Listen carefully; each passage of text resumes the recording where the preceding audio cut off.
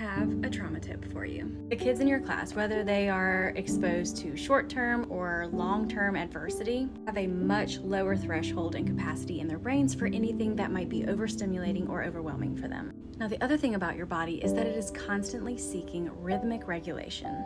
In the past, I have shown you several tools that I keep on hand to help them understand their own regulation. And it all comes back to generally being able to put your body into a rhythmic flow.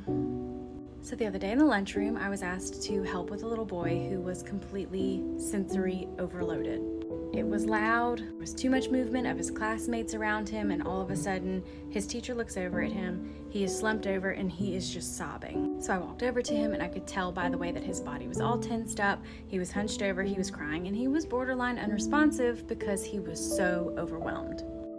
I said, "Do you need to sit somewhere quiet?" And he just shook his head. So in that case, this is one of my favorite things to teach kids to do when they feel like they're in a sensory overload, but they cannot escape the noise. I told him to take a deep breath, put his thumbs over his ears, press, and then start tapping his head in a rhythmic fashion.